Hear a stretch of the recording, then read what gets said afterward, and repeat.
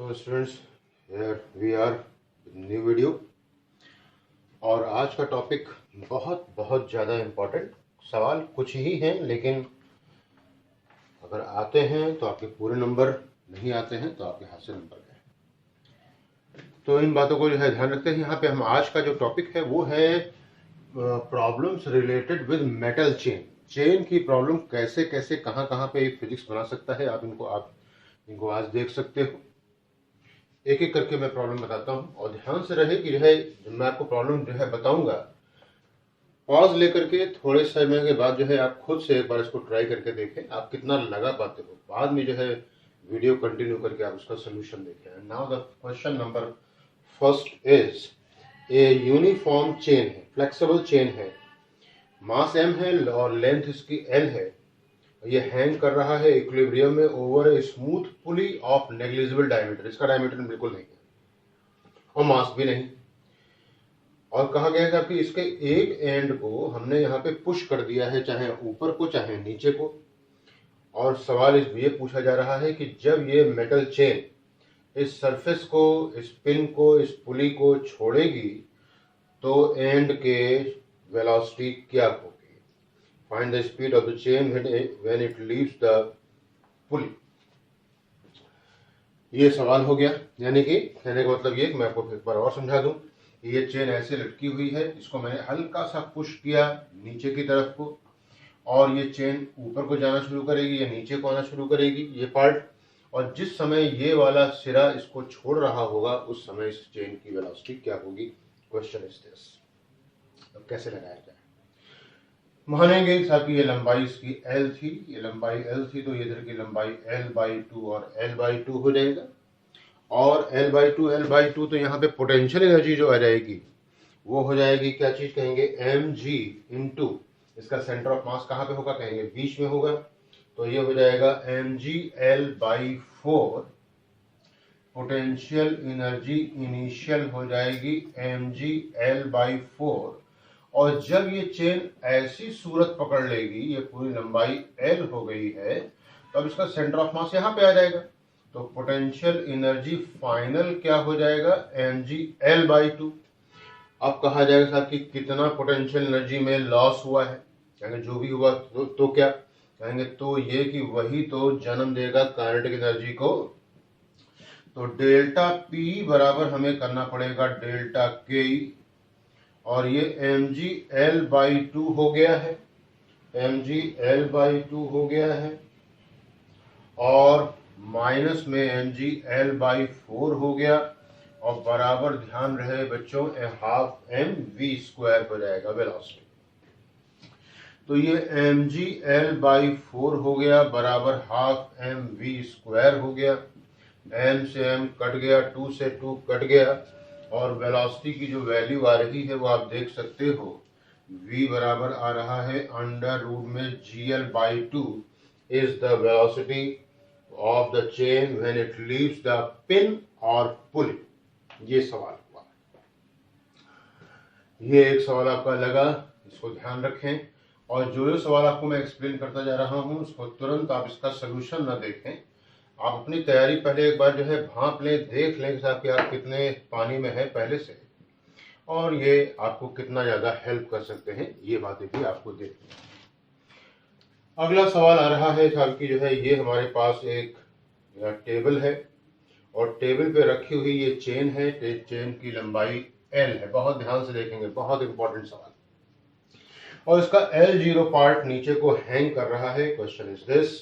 और फिर सवाल कह रहा है, सवाल की भाषा पढ़ दूं, a uniform chain of mass m and length L placed on a table with L0 part is hanging, then velocity of chain when it leaves the table।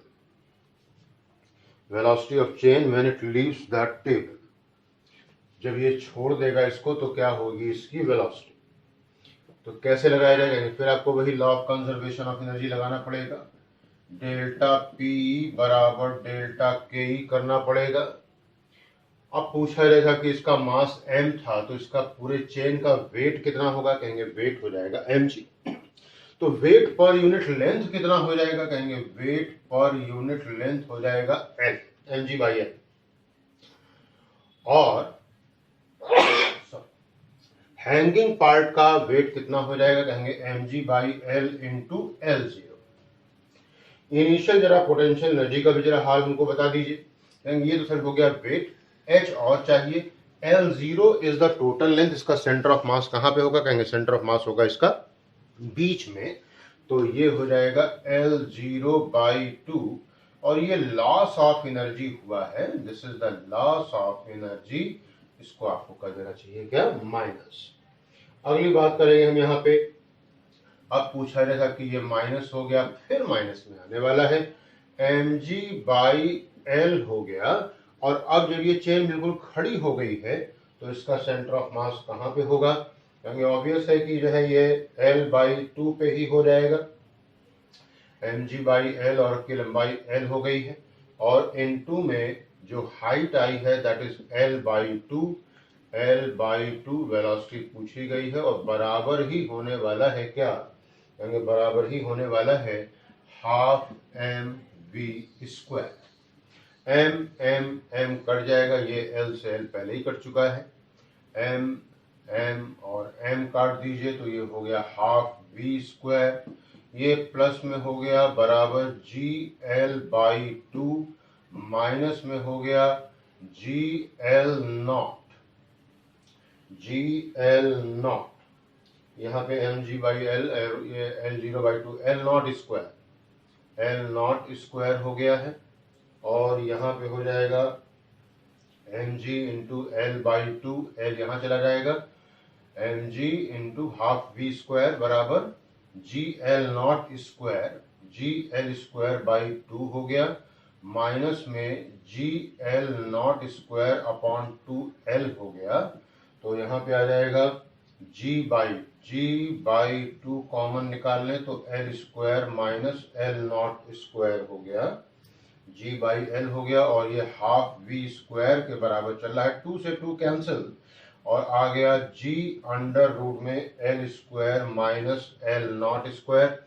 मेरी तो एडवाइस ये है कि आप इस रिजल्ट को जो है याद ही कर लें कि टोटल लेंथ है l0 part is hanging below the edge of the table, velocity of the chain when it leaves the table will be given as v बराबर √gl² माइनस l0²। ये सवाल थोड़ा सा रेयर है, सवाल के लिए आप थोड़ा सा और तैयार हो जाएंगे साहब कि मान लीजिए इसी में एक नया सवाल मैं अटैच कर रहा हूं कि जो पार्ट जो हैंग कर रहा है, इफ इट इज, इसी में एक नया सवाल कि इफ लेंथ जो हैंगिंग पार्ट है वो half of the total length हो जाए तो वेलोसिटी क्या हो जाएगी, कहेंगे √में gl0²/4 माइनस में l² हो जाएगा, माइनस में l²/4 हो जाएगा, तो v बराबर √ में ये 3l²/4 हो जाएगा, तो 3gl²/4, तो l √3g और ये /2 हो जाएगा। ये सवाल भी आपको याद कर लेना चाहिए। इस साल के लिए नीट में अगर चेन का सवाल डाला तो ये आपको बहुत ज्यादा हेल्प करने वाला है, ये वाला कंसेप्ट ख्याल रहे। So this was the question second and third of the day regarding metal chain.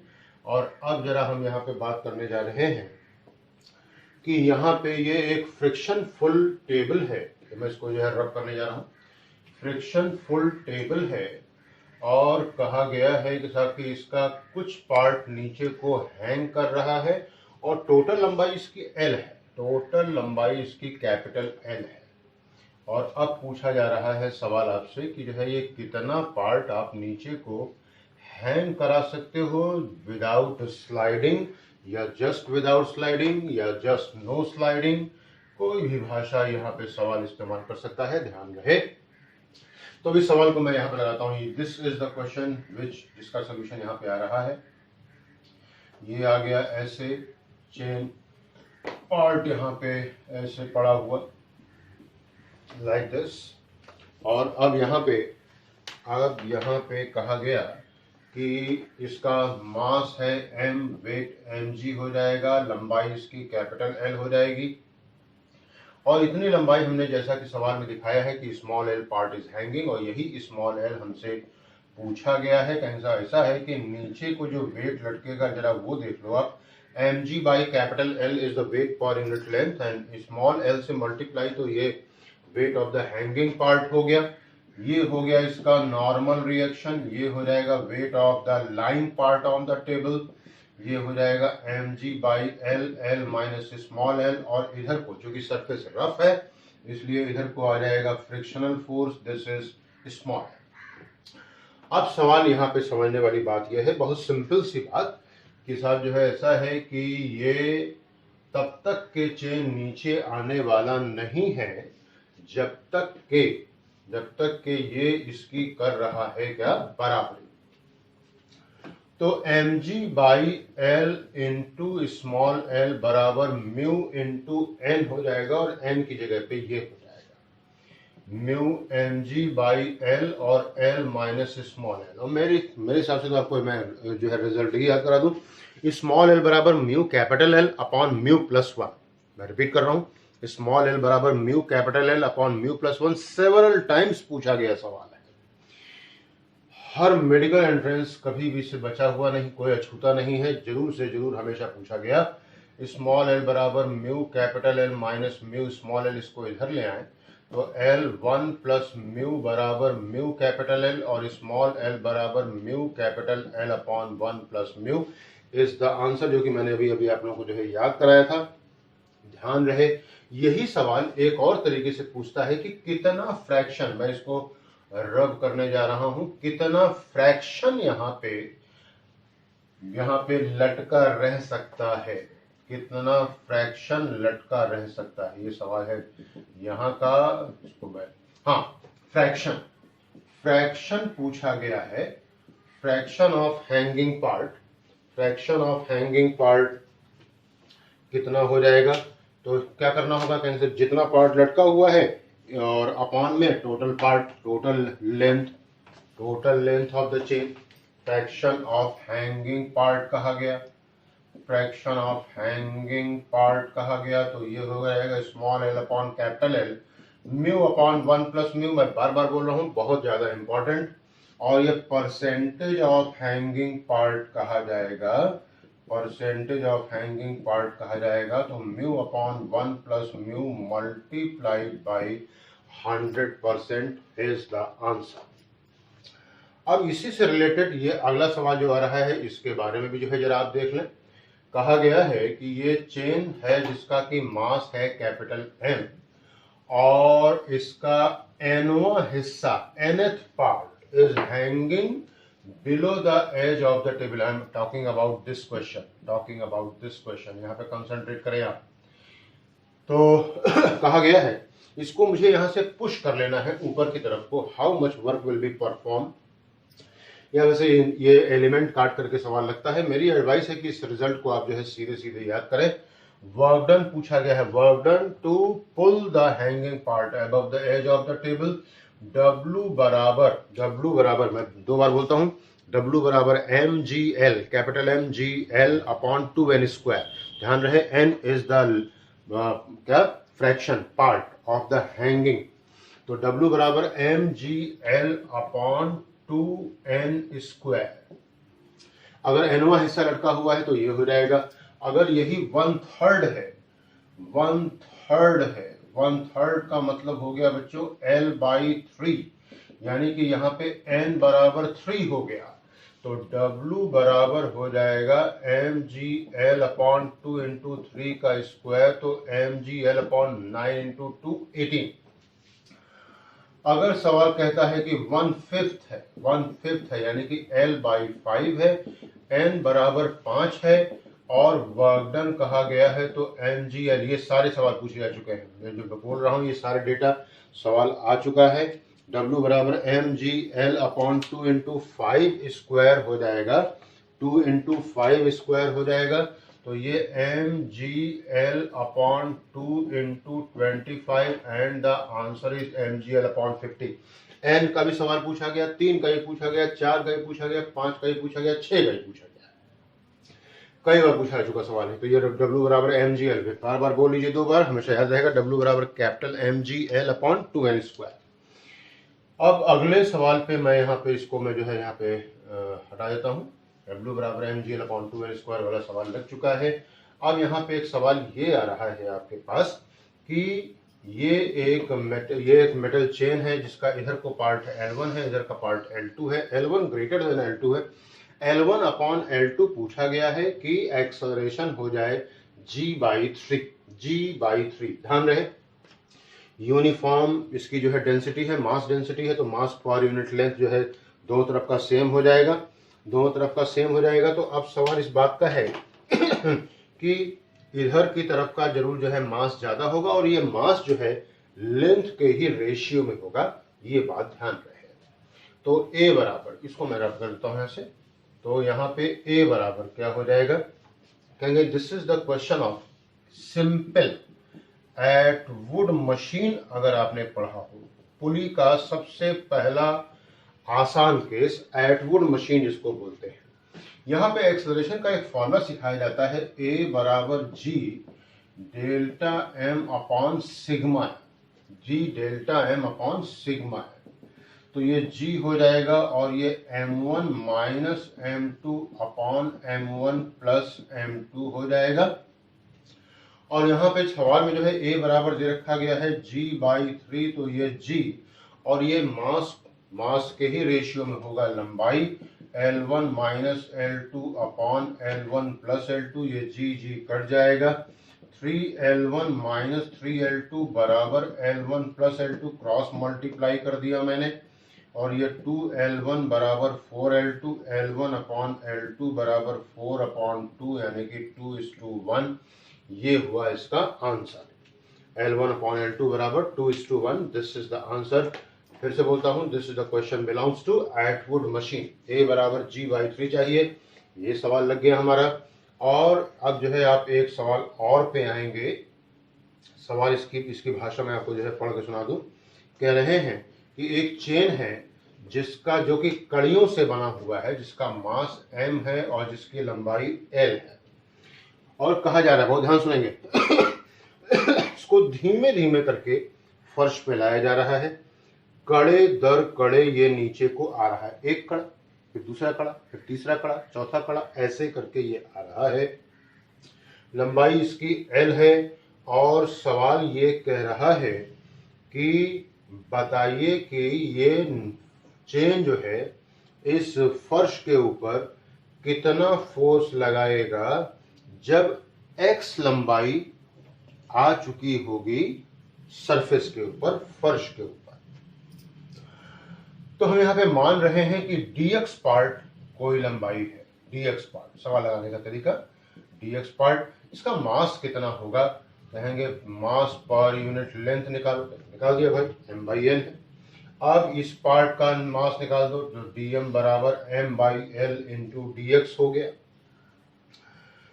अगर x लेंथ हम मान रहे हैं कि ये सरफेस के ऊपर आ चुका है, तो velocity, if x is length on surface, तो भाई v बराबर √2gs, तो सभी ने सुना हुआ है, तो यहाँ पे h की जगह पे x हो जाएगा, तो v बराबर √2gx हो गया, v बराबर √2gx हो गया। और जब ये चेन आई है फर्श के ऊपर, तो ये समझने वाली बात, सरफेस के ऊपर जो है जो लोड आएगा, जो फोर्स आएगा, वो किसकी वजह से, नंबर 1 चेन के वेट की वजह से, नंबर 2 चेन जब आया है तो मोमेंटम में ट्रांसफर हुआ, मोमेंटम में चेंज हुआ है, उसकी वजह से। तो मोमेंटम में चेंज कितना हो जाएगा, कहेंगे dp बराबर हो जाएगा, आप यहाँ पे मास इंटू वेलोसिटी कर सकते हैं, dp बराबर हो जाएगा dm इंटू वेलोसिटी। dm आप देख ही चुके हो, dm आप देख चुके हो, क्या हो गया है, कहेंगे सर dm बराबर हो जाएगा m/l इंटू क्या, dx, m/l इंटू dx हो गया, m/l इंटू dx, और वेलोसिटी हो गया √2gx। न्यूटन सेकेंड लॉ लगाएंगे आप, rate of change of linear momentum is called as force. तो dp अपॉन dt बराबर हुआ फोर्स ड्यू टू मोमेंटम में चेंज की वजह से। तो ये m/l √2gx और ये dx अपॉन dt, और ये बन गया क्या, वेलोसिटी। ये भी वेलोसिटी, यानी कि ये हो गया m by L into v बराबर अंडर 2gx, तो ये हो गया 2gx, m by L into 2gx हो गया है, 2mgx बाई एल हो गया है। This is the force due to क्या, चेंज इन मोमेंटम। अब जरा फोर्स ड्यू टू वेट निकाल लिया जाए, वेट कितना पड़ा हुआ है, यानी ये आ जाएगा m बाई एल इंटू में क्या x हो जाएगा, M G by L, mass per unit length था, वेट पर यूनिट लेंथ करना पड़ेगा, M G by L into X हो जाएगा। हमसे नेट फोर्स पूछा गया था, यानी नेट फोर्स आ जाएगा फोर्स पी और फोर्स डब्ल्यू, तो ये 2mgx by L plus mgx by L, and this is the answer. ये एक्चुअल में आपके लिए अनबिलीवेबल आंसर था। वहां पे ऑप्शन में जो आपको मिलेगा वो mgx बाई एल मिलेगा, 2mgx बाई मिलेगा, 3mgx बाई एल मिलेगा, 4mgx बाई एल भी मिलेगा। और अगर आप पूरी तरह से कंप्लीट सोचते नहीं हैं तो डेफिनेट मानिए आंसर गलत हो सकता है। तो ये सवाल थे चेन से रिलेटेड जो कि मैंने आपको बताए। यहाँ पे ये ऑल पॉसिबल क्वेश्चन थे चेन से रिलेटेड, तो इनको देखें, उनकी खूब प्रैक्टिस करें खूब अच्छे से। All the best, God bless you.